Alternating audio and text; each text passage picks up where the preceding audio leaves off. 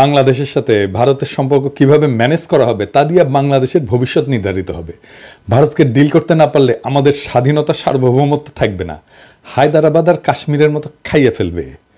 আমাদের কালেকটিভ মেমোরিতে জায়গায় রাখতে হবে কিভাবে হাসিনাকে সাপোর্ট দিয়া বাংলাদেশকে ধ্বংসের শেষ সীমানায় নিয়ে আসছিল ইন্ডিয়া, বাংলাদেশের উপরে কিভাবে চাইপা বসছিল।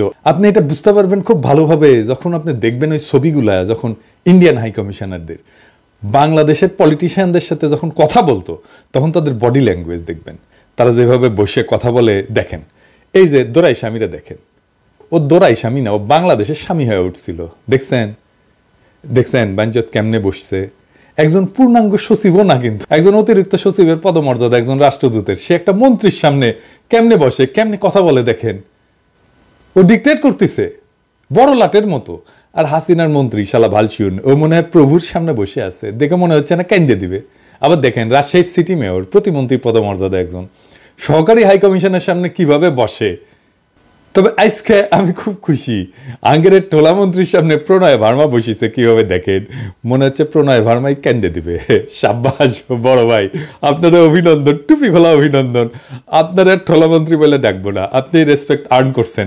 এই প্রণয় ভার্মা আসাদুজ্জামান খান কামাল আর কুমড়া পটাশের সঙ্গে যখন বসে তখন ক্যাঙ্কে করে বসে। দেখেছেন এইটা সে পাশাপাশি দেখান, আঙ্গেরের বড় ভাই আর কুমড়ো পটাশ আর আসাদুজ্জামান খান কামাল তিনজনেরটা পাশাপাশি দেখান, দেখেছেন। তো ওই জিঙ্কে করে বসিছে প্রণয় ভার্মা, এটা ফোরা হইলে না ইঙ্কে করে বসে রোগীরা। তো বড় ভাই জেনারেল জাহাঙ্গীর সাহেব এটা যদি পাসার পড়ার কারণে বসে থাকে ইঙ্কে করে, তাহলে গেলে আপনার ক্রেডিট দেবো না, থুক্কু কয়ে গেল প্রশংসা ঘুরে নেব। যাই হোক, বাংলাদেশের উপরে ভারতীয় প্রভাব কিভাবে কাজ করে, অনেকভাবে করে, এর একটা দিক দিয়ে কাজ করে, সেটা আমরা কখনো আলাপ করি না। আজকে ওই আলাপটা করবো। আর একটা গুরুত্বপূর্ণ দিক দিয়া ইন্ডিয়া আমাদের উপরে বহুমাত্রিকভাবে প্রভাব বিস্তার করে, সেটা আলাপ করি। ধরেন জাতিসংঘ, আন্তর্জাতিক সংস্থাগুলা, এগুলো বিভিন্ন দপ্তরে যারা বাংলাদেশ দেশ নিয়ে কাজ করে তারা কারা? বেশিরভাগ ক্ষেত্রে এরা ইন্ডিয়ান। ধরেন একটা এক্সাম্পল দিই, আইএলও বাংলাদেশ চ্যাপ্টার দেখা হয় কোথায় থেকে? দিল্লি থেকে। দিল্লিতে আইএলওর আঞ্চলিক অফিস, ওইখান থেকে আপনি ওইখানদের কর্মকর্তাদের দেখান তো, এটা সাহেব লিস্ট আছে ওইখানে ওদের ওয়েবসাইটে, দেখেছেন 80% ইন্ডিয়ান, আরো বেশি হবে হয়তো। এখন দেখেন হাসিনা আমলে HRW বিবৃতি দেয় শ্রমিকদের অধিকার নিয়ে, কিন্তু আইএলও কোনোদিন দিছে কোন শ্রমিক অধিকার নিয়ে কথা বলছে? এই যে এত শ্রমিক মারা গেল, গুম হইল, খুন করলো এত শ্রমিককে, কোনোদিন কিছু বলছে? কিচ্ছু বলে নাই।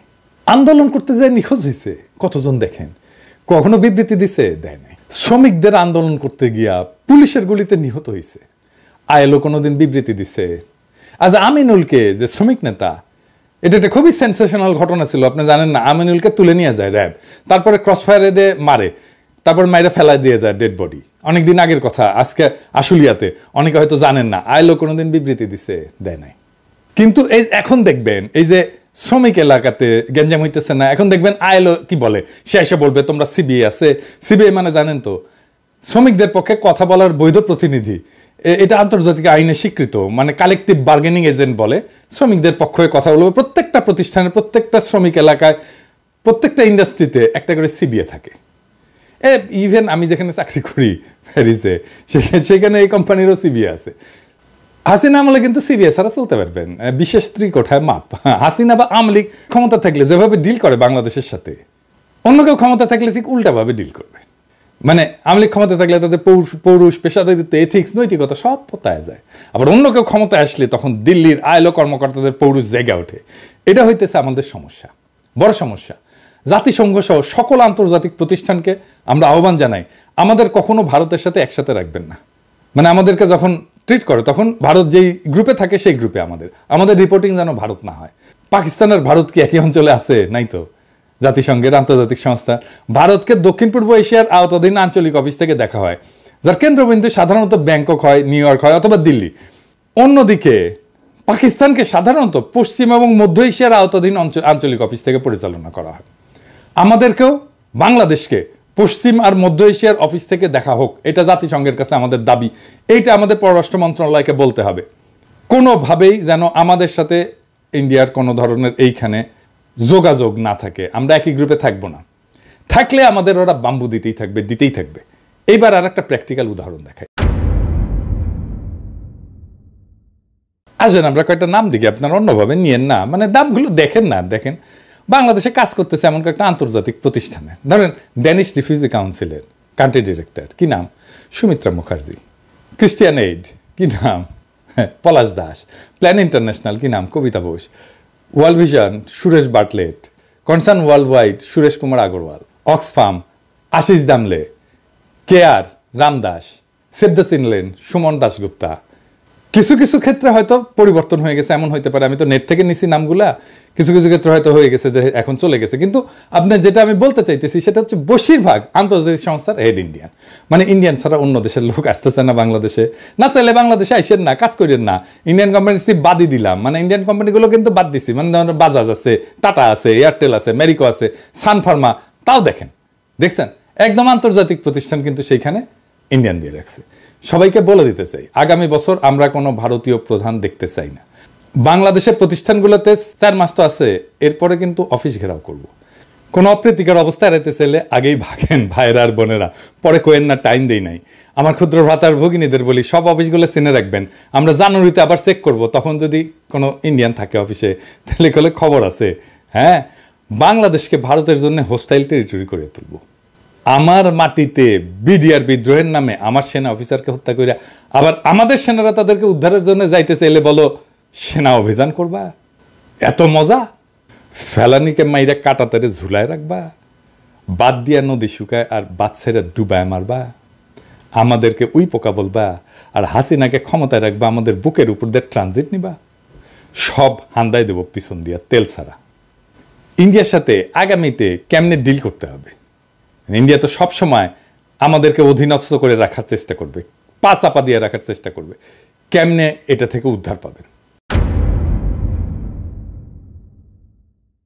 আমাদের সাথে যা যা করছে হাসিনা আমলে, তার জন্য ইন্ডিয়ার সাথে কুত্তার মতো ব্যবহার করার বৈধ আর নৈতিক অধিকার আমাদের জন্মাইছে।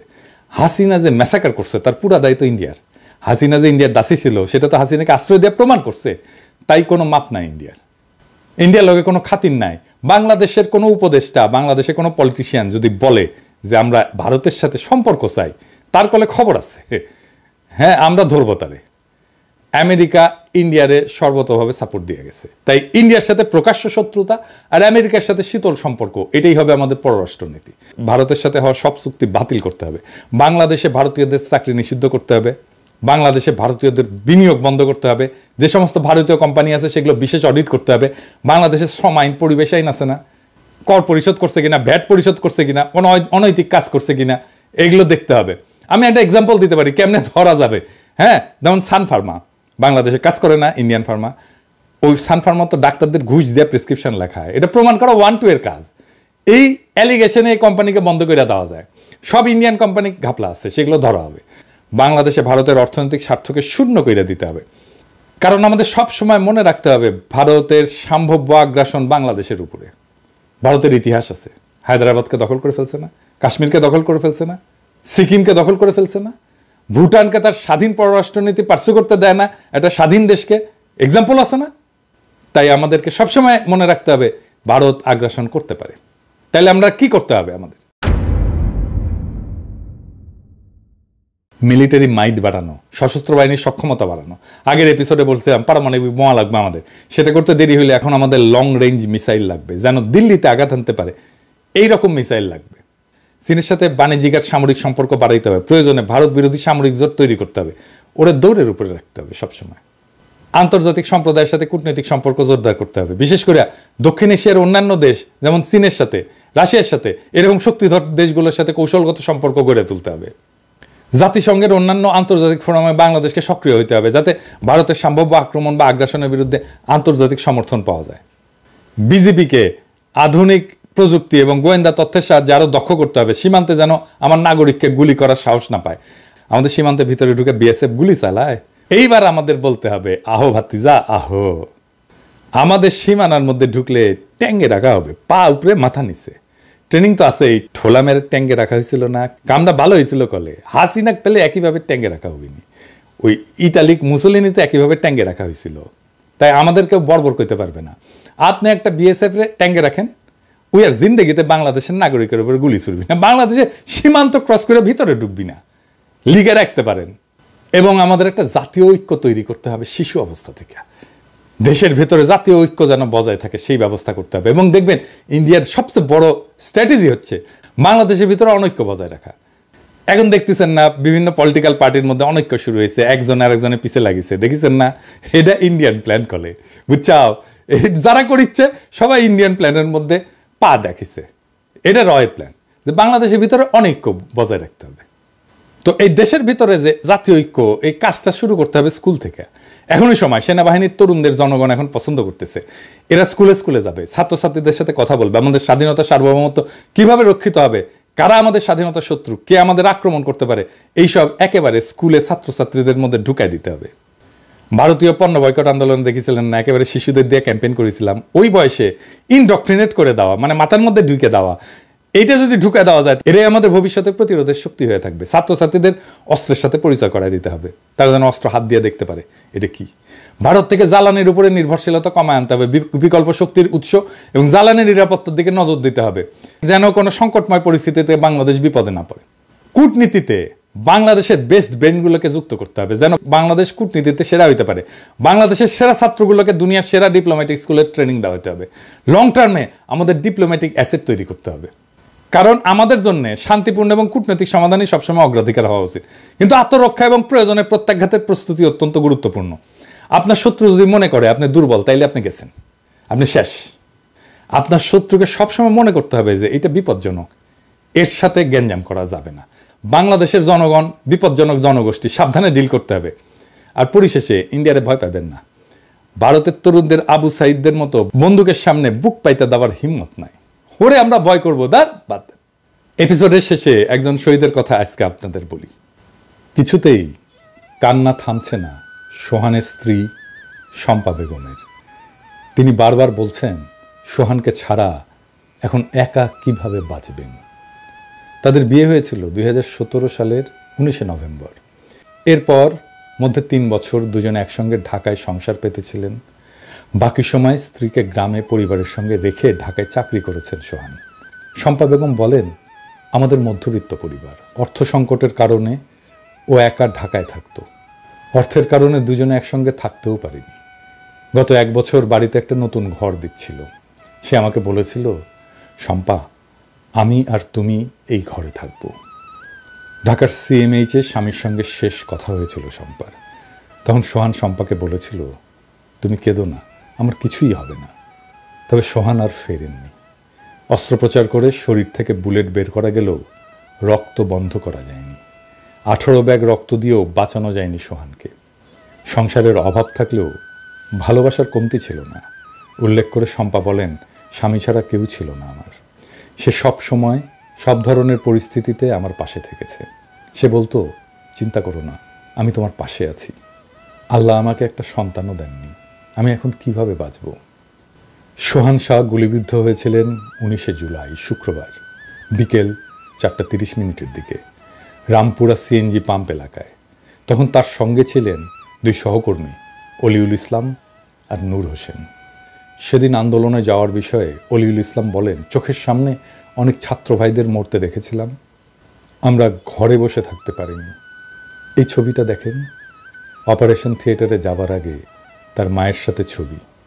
সোহান বলেছিল, মা তুমি টেনশন করো না, আমার কিচ্ছু হবে না, আমি সুস্থ হয়ে ফিরে আসব। সোহানের কথা সত্যি হয়নি। সোহান আর ফেরেনি। কি তরতাজা ছেলে একটা।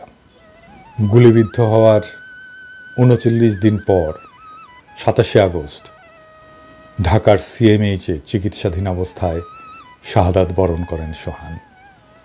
প্রত্যেকটা শহীদ মৃত্যুর জন্যে ইন্ডিয়ার দায় আছে, কারণ ইন্ডিয়া তার দাসী হাসিনাকে জনগণের অধিকার হরণ করে বাংলাদেশের ক্ষমতায় রেখেছিল। এই শহীদদের মৃত্যুর জন্যে প্রত্যক্ষ আর পরোক্ষভাবে দায়ী ইন্ডিয়া, এটা আমরা কখনোই বিস্মৃত হব না। ইনকিলাব জিন্দাবাদ।